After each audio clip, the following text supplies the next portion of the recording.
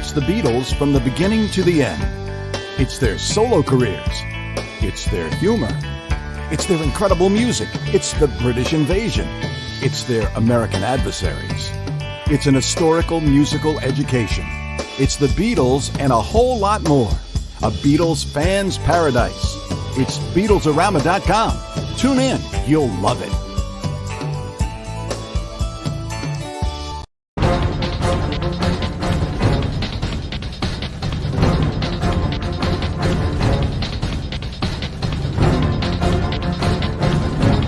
BeatlesARama TV is on the air.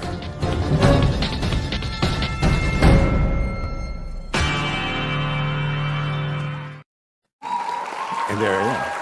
Hey, it's been a while. I haven't seen you since last year. Okay. This is our very first show of 2021.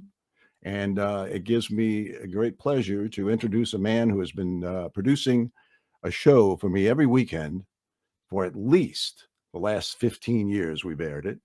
It's called Every Little Thing, and it's a great show, and it's on Saturday mornings here. Well, not here, but on BeatlesARama.com. Ken Michaels, ladies and gentlemen, he's the one with the deal. How are you, Ken? I'm good, Pat. Thanks for having me on here. And we're going to bring Warren Brown in too, because Warren's been, he's been hanging out underneath the console while he worked on, hooking up his new computer, and so he could do those beautiful graphics that he does every day. How are you, Warren? I'm doing fine. And you, Pat, how you feeling? Better than yesterday, not as good as tomorrow. I hope you feel better soon. And hello, Ken. How you doing? Very good. So pleased to see you face to face. Yes, sir. That's kinks, though. But on my last show that I did, and I talked to you several times. Mm-hmm. This is the first time you see me on camera. That's right. I don't know why you haven't always been on camera.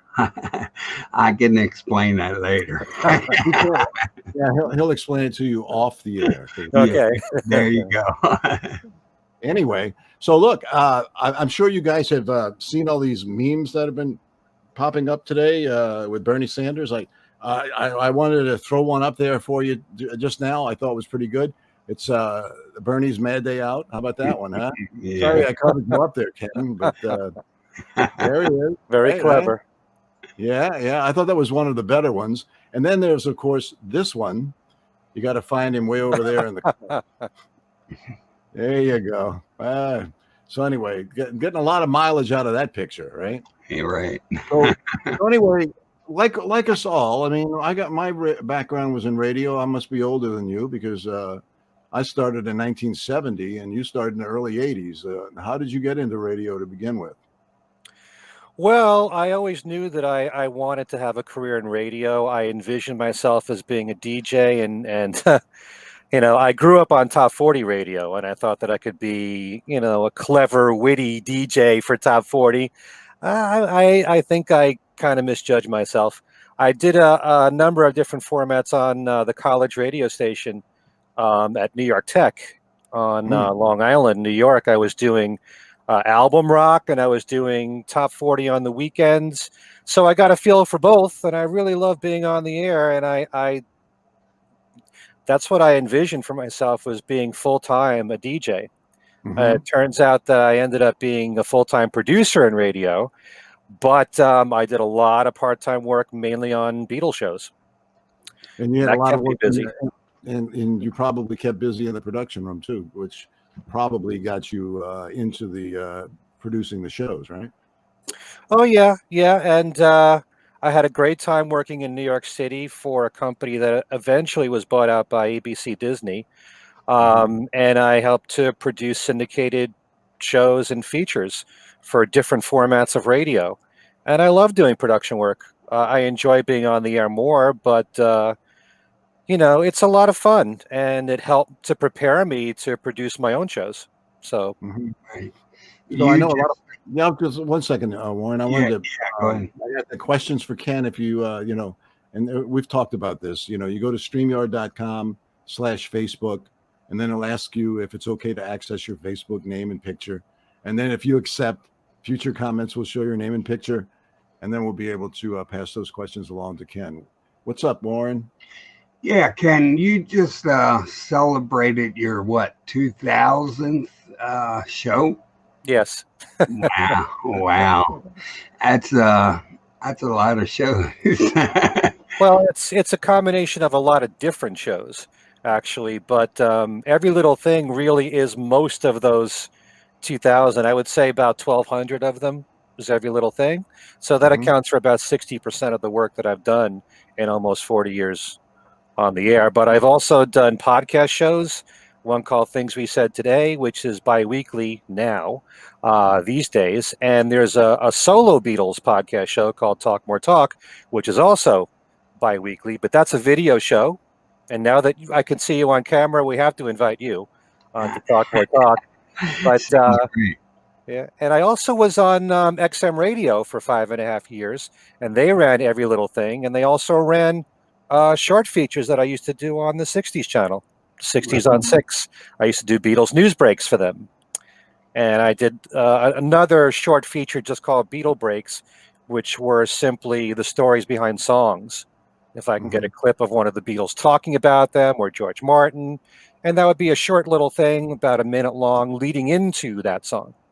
Right. So for that period of time, I was on 2 different channels on XM Radio, on the 60s channel and on one called Fine Tuning, which they no longer have. You know? One of my favorite podcasts that you do, Ken, is Talk More Talk. And it has a couple of my favorite people on there besides yourself. One lady is Kid O'Toole. She's dynamite. She's like the nicest person. Yeah. The nicest person I know. The queen of all things Beatles. That's right. She is. She's one of my favorite people too. And I try to emulate myself after her when I started doing my shows. And she's taught me a lot. She's a really good friend. She's not only a good host, but she's a really good writer. You know, she wrote the book Songs We Were Singing, guided tours through the Beatles' lesson known work. She's written the book on Michael Jackson. And also, you know, since I'm so busy with my other shows, one of the greatest pleasures in doing Talk More Talk is that Kit does all the work for it. I mean, she puts it on every single platform there is, including YouTube. So I just show up and talk. Yeah, that's a lot of work. That's it.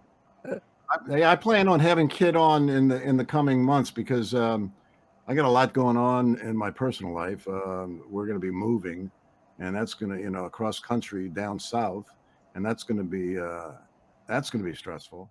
Yeah, to New Orleans, baby. And there you go, hometown. To New Orleans. Oh, okay, good. I'm originally from New Orleans, yes, born and raised, and then when I go back, I'm going to live on what's called the North Shore of Lake Pontchartrain, about 30 miles from downtown New Orleans, like that. Right. Okay. Not that far. Hey, Pat, you're real good friends. You're real good friends with Bruce Spicer, and he's from New Orleans also. You live around him, or have you grown up with him or anything? Bruce lives by Audubon Park. Can you hear me? No, we're losing you. I talked to Bruce right before Christmas. Actually, when I was visiting New Orleans, I talked to him. Awesome. Yeah.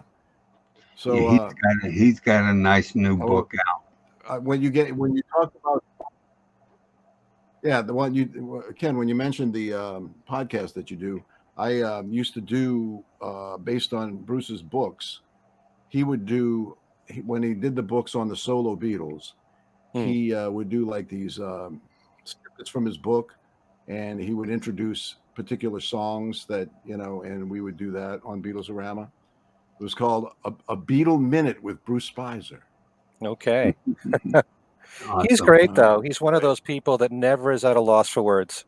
You know, he's got something to say about everything. And, you know, it's amazing how many books he has written at this point. I often say, because I work with Ken Womack, too, Ken's done a lot of great work on the Beatles, and it seems like every time you turn around, he's got a new book out. He's going to catch up to Bruce at some point. But yeah, no, Bruce is really great. I love all the work that he's done. The Beatles on Capitol Records, on VJ, you know, a lot of good stuff. My question for you, Ken, if you can hear me, now I can. What gave you the idea to call the show Every Little Thing, and the idea about basing it on, you know, not just the Beatles, but their solo works? Well, the show started on college radio, like I had mentioned. And in the very beginning, I had the absolute lamest title there ever was for a Beatles show, which is the All Request Beatles Show.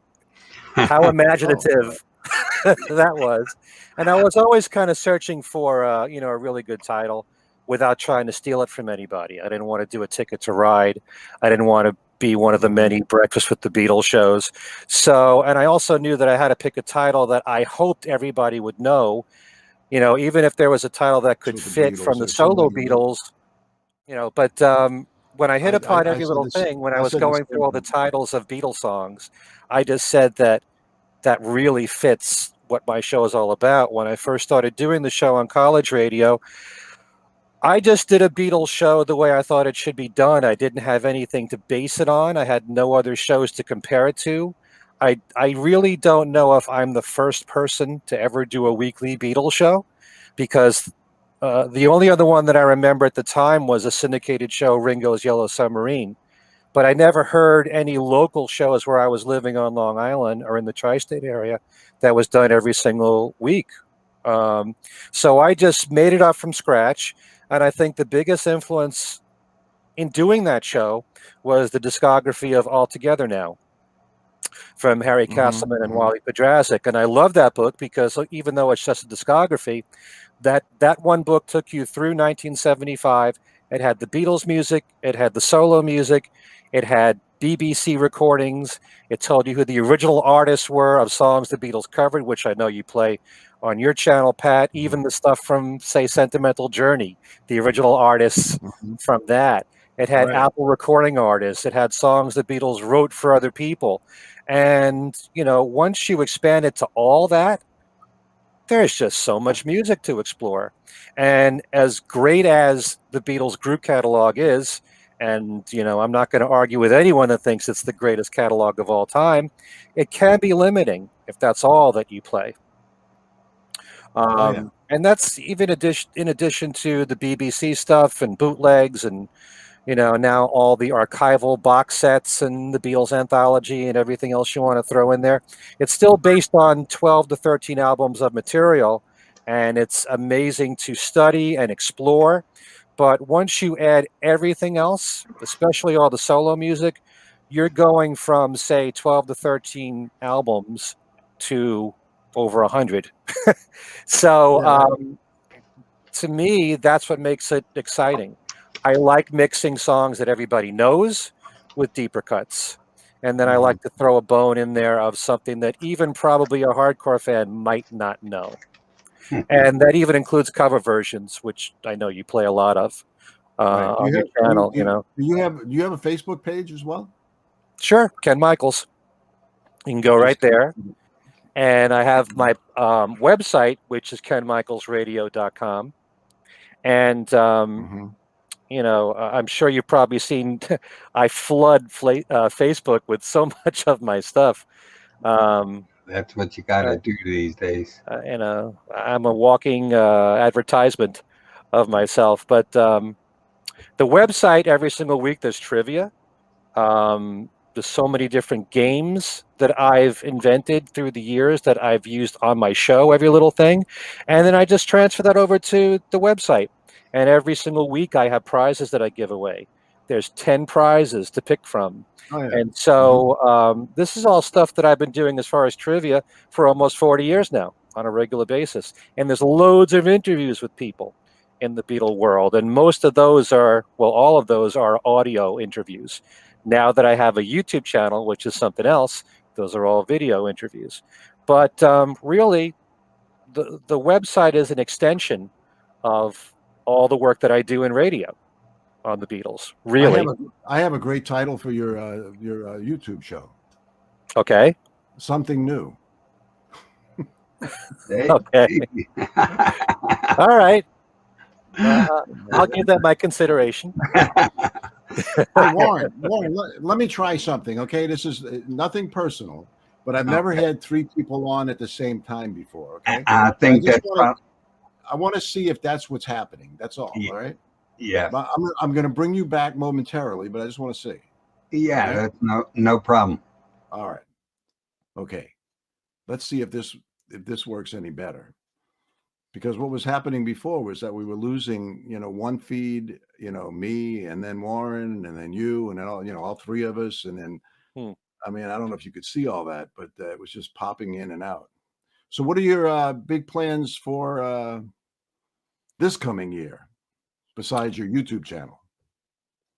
Just continuing with more of these shows. I mean, between the 3 shows alone, the 2 podcast shows and Every Little Thing, well, hopefully, if and when this pandemic ends, I was also doing a live broadcast of Every Little Thing, which isn't a carbon copy of the recorded show.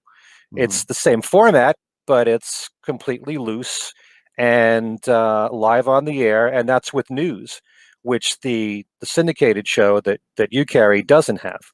So hopefully that'll come back. And then, now I've got the YouTube channel. In a way, if you add all that up, that's like 5 shows. Yeah, right. Which is insane, plus the website. So that alone keeps me busy. And as far as work on the Beatles is concerned, there's always books coming out. And I'm constantly reading, and I have to spend a lot of my spare time doing that to prepare for these shows and to interview these people. And so, believe me, that takes up all of my time. Yeah. So you have a radio station that you're actually on where you do the show live? Well, yeah, normally it would be on WNHU, which is New Haven University, actually in West Haven, Connecticut. It was on Wednesday nights. And, it's the main difference there is, like I said, I have news every single week. And I also have news in the podcast shows, but, I cut it back for the 1 hour live show. And I could take requests as the show is going on, whereas the syndicated show just goes out there. Right. So, yeah, but I really love being on the air live more than anything else. I feel like I'm much more comfortable as a live performer on the air than, a pre-recorded show. Well, that's right. Pre-recorded show, you tend to want to over perfection everything. You know what I mean? That's right. They say just be natural, and you try to be natural, and if you try too hard, it doesn't sound natural. Right. But yeah, but I love being on the air live, and certainly with Talk More Talk, that is a live broadcast, and I wish there were a lot more live shows. Now, Warren, put your shirt back on because I'm putting you back on the air. Wait. That's funny. Good one, Pat.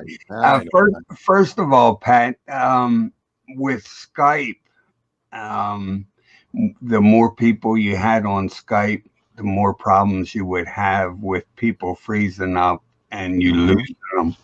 So that could be your problem there.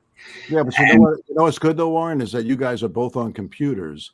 I had Jude Sutherland Kessler. I just remembered this. I had Jude Sutherland Kessler on, and Lena Stagg. He was on, and she was on an iPhone. It was horrible. Yeah. So yeah, try to stay away from the iPhone or. Right. That can sound very high end.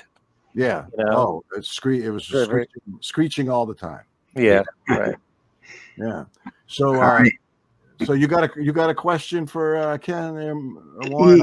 Yeah, sure I do. First of all, you mentioned bootlegs, so I got my albums behind me, and I grabbed a couple bootlegs. I don't know if you're going to be able to see them, but okay, that's not a bootleg. That came out legitimately. It did. Yeah, that was on Rhino Records. I have that. Okay. Yeah, those are all novelty records on the Beatles for anyone that's a bootleg. Recovered tracks. I don't have that one. Yeah, and I got a bunch of them here, so Like, I think this was one too. oh, I have that as well. Live from the San Houston Coliseum in Houston. Yep. Yeah. So much of what you have there, I have on CD, just Right. packaged differently. Oh, Yeah. yeah. Well, That's not a bootleg. That's a legitimate release. isn't that on That's on VJ, I think. VJ, yep. I'm an album collector, and I collect all kinds of albums. So I still have. I've never thrown out anything, and never will, on the Beatles. Right. And if I have multiple copies, sometimes I went into used record stores and I would buy Beatles albums that I had 5 times over. Another copy of Meet the Beatles, $1. I'll take it, you know. But I still wouldn't throw them out. You know, Yeah, no. you know. Anytime I see a Beatles record, I buy it. So I have so many duplicate copies that I put some of them in frames as wall art. You know what I mean? So I got That's a good idea. I got singles and frames all around the place. Is that the original sleeve for All You Need Is Love back there? Yes. Wow. Yep. Very So anyway, Ken, I want you do solo Beatles, and I know you keep up with Paul McCartney. Uh-huh. And I want to get your thoughts on his new Paul McCartney 3 album. I think it's a near great album. I really love it. Great. Near great. Yeah. You know, a lot of albums take a while to grow on you. Most of McCartney's albums, at least the last couple, that in Egypt Station, took about 3-4 listens before I really started to appreciate it. And I like the sound of his DIY stuff. You know, I like when he produces himself. He is a really good producer just by himself.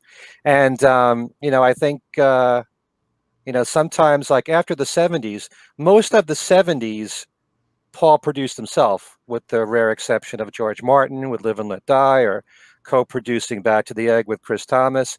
But the sound that people got used to from Paul in the 70s, they grew to love. That natural, pure, organic sound. A lot of people like to go back to that early 70s McCartney, Wildlife period, Ram, and they love that a lot. And a lot of people miss that. And I think sometimes, like when you listen to McCartney 3, not so much McCartney 2, but McCartney 3, yeah, you get that kind of vibe listening to it. Still a modern sound as well. But as always, the one hallmark of Paul is that he's so diverse. There's a lot of different musical styles all over the album. A song like Deep, Deep Feeling, which the first time I heard it, I said, when is this song going to end? It went on for 8 minutes. After 8.5 minutes, I think. Right? And I grew to love it. And I grew to appreciate all the, you know, the work that he put into it. I'm a big fan of counter melody. When you've got several melodies going on simultaneously, and you work them into the song. He's a master of that, you know? Yeah, I mean, Silly Love Songs, Wanderlust, that kind of stuff. Right. And so he uses that in Deep, Deep Feeling. I love Women and Wives. That's become one of my favorite songs on the album. I love how it kicks in with Long Tail Winter Bird. The sound of it with the acoustic guitar is just right in your face. Is absolutely wonderful. Find My Way, I think, is a great track. Kind of reminds me a bit of Ever Present Past. And the video for Find My Way is incredible. Yeah, a lot of different camera angles all at once with Paul playing different instruments. Yeah, I love that. You've seen all the lyric videos that have come out. I think some of them are pretty clever. Yeah. No, I really like it a lot. I've grown to adapt to his older voice. I don't mind it. I only mind when he tries to cover it up on a song like Slidin'. Slidin' is a great rocker. It's, you know, the edgy song on the album, but his vocals are pushed way back. And I'd rather hear his vocals, even if they're strained, I'd rather hear them up front. You know, one of the great joys in listening to someone like Paul is his voice. And I don't mind his voice older, you know. Pretty Boys, I like a lot. You know, every song on there really. Seize the Day is a really good song. A lot of people. The only song on the album I don't care for is Okay, I don't know if you could hear me. I said the only song that I don't care for is Laboratory Lil. No, okay, I like it. It's a cute Anybody song. home? What? Hello? Yeah. What don't you like about it, You Pat? guys still there? Ken? Yep. Ken? Here. Yeah, we're here. Pat, you can put me in the background and just keep you and Ken up there. All right, let me see. So Laboratory Lil, you like that song? I like it. It's not my favorite on there. The thing about Uh-huh. Laboratory Lil, it's a cute song. I wish that he had more of a full band to back it up to give it a little more edge. You know, it It's kind sounds of more honey pie, demo-ish. right? Hmm? Yeah. I said it's kind of honey pie-ish, and I think it deserves a little bit more production. I Think? I kind of agree. I kind of agree with you. Yeah, it needs a little Yeah. bit more instrumentation to it.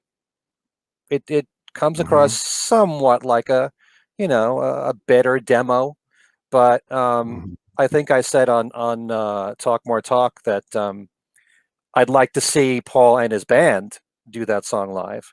I think that would have a Mhm. lot more bite to it.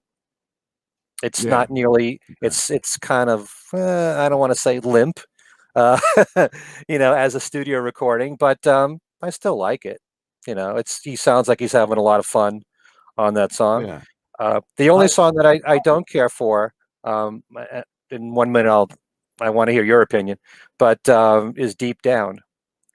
Deep Down is, there are certain songs in Paul McCartney's career that you enjoy as a recording, but it's not a great composition. It's kind of like that. I'd like to take that song and edit it down to about 4.5 minutes to see if Hmm, if it could be made to be listenable. You know what I Deep mean? Down. Because yeah, Yeah, and I think it's listenable, and I like him playing around with his voice a lot on the song. But I'm talking about compositionally. It's just the same thing repeated over and over again. hmm There are certain songs that I categorize in Paul's catalog like that would be something. As a composition, there ain't much there, but hmm you like it because you love the sound of his voice on the record, you love the drums, you love how hot the bass is. Ram On is another case of a song that I love dearly. I love everything about the recording, but it's not much of a composition. You know what I'm saying? It's everything you put into it. It's the yeah, ukulele and the piano bit and the great harmonies on Ram On. So Deep Down is just the same thing repeated over and over again.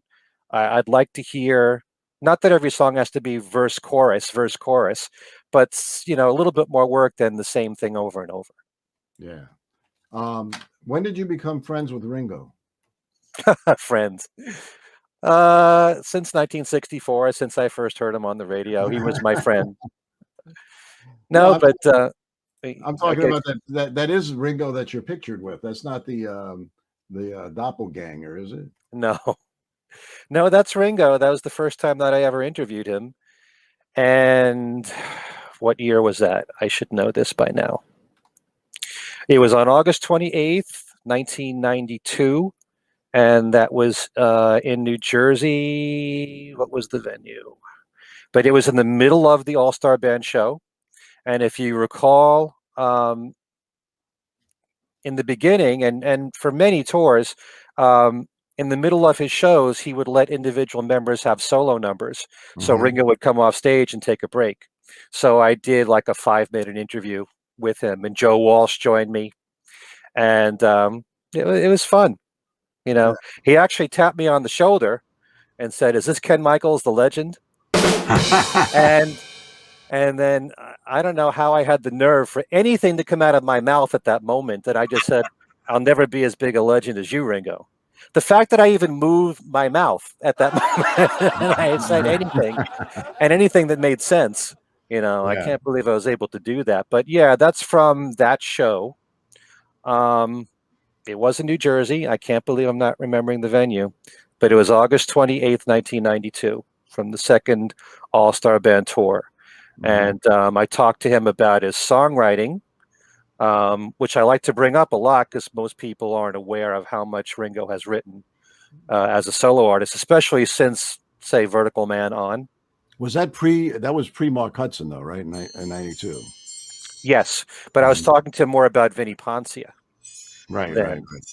And because I thought Ringo and Mark Hudson were perfect together. I don't know what happened to split that up, but they were great. I mean, he knew Beatles production like the back of his hand. right. But there's also the possibility that after a while, Ringo wanted to move away from that and not be too reliant on a Beatles sound. Although he still mentions them in songs. Yeah. You know, he still makes references all the time, especially when he wants to have autobiographical songs, which he's done, like Liverpool 8 and all that. But I will agree with you. I look at the albums like Vertical Man, Ringo-Rama, and Choose Love as being 3 of the best albums of Ringo's solo career. And I love the Christmas album too. They did a great job on that, you know, with Mark Hudson. So what do you think about Rotogravure? You like that album? It's good. It's not one of his best, but it's got some really good songs on it. I love Pure Gold a lot. Usually whenever any of the Beatles wrote for Ringo, they tended to be songs that really fit his vocal range and really work for him. Although I think Cookin' in the Kitchen of Love is probably the weakest of the songs that John wrote for Ringo. I'll Still Love You, George Harrison wrote. And Jesse Ed Davis does a guitar solo on there that sounds just like George. But I loved A Dose of Rock and Roll. I loved You Don't Know Me at All.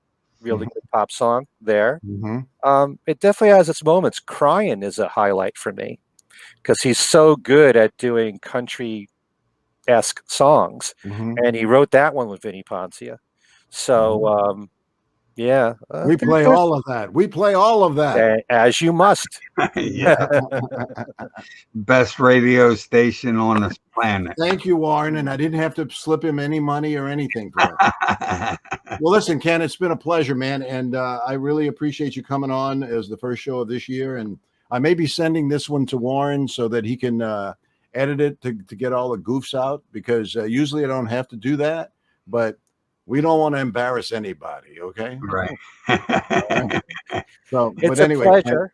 And I just want people to know, be prepared, because I'm going to be interviewing each of you. You can come on my channel. All right. All right. Ken, I've got a lot of outlets.